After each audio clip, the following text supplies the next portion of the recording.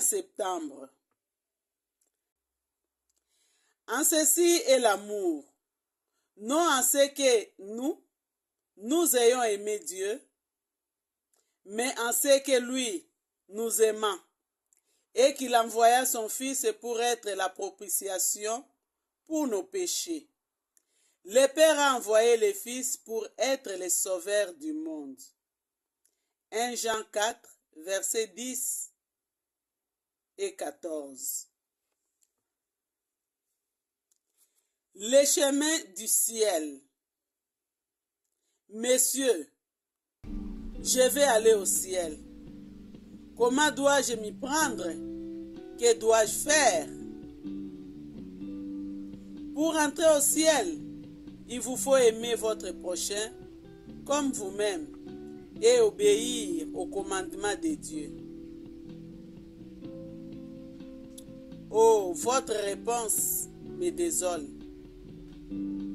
Vous me demandez l'impossible.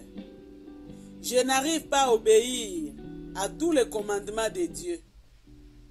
Et je sais que celui qui pêche sur un point pêche sur tout. Jacques 2, verset 10.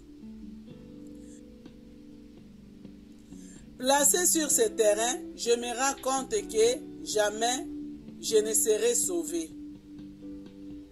C'est vrai. Et je vous ai répondu ainsi parce que vous m'avez parlé de faire. Mais heureusement, nous connaissons un autre terrain sur lequel, sans crainte, nous pouvons poser les pieds. C'est celui de la grâce divine. Le salut, Dieu ne le vend pas. Son prix serait toujours inaccessible aux hommes.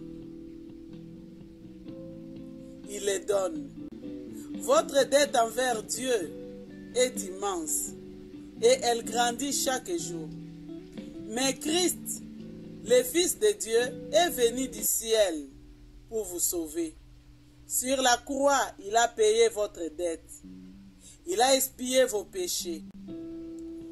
Il n'a eu de repos qu'une fois achevé l'œuvre de la rédemption. Lorsqu'il a pu dire « C'est accompli ». Jean 19, verset 30. À la foule qui lui demandait « Que ferons-nous pour faire les œuvres de Dieu ?» Jésus a répondu Jean 6, verset 29. C'est ici l'œuvre de Dieu, que vous croyez à celui qui l'a envoyé. La grande question qui se pose donc pour vous est de savoir si vous êtes de ceux qui croient et possèdent ainsi la vie éternelle. Je crois dans tes promesses, mon cœur est comme un rocher, fondé sur tout ce que dit mon Dieu. J'aime ta parole, Seigneur. Elle est la vérité sur mon sentier. Pareil, je vais me laisser guider.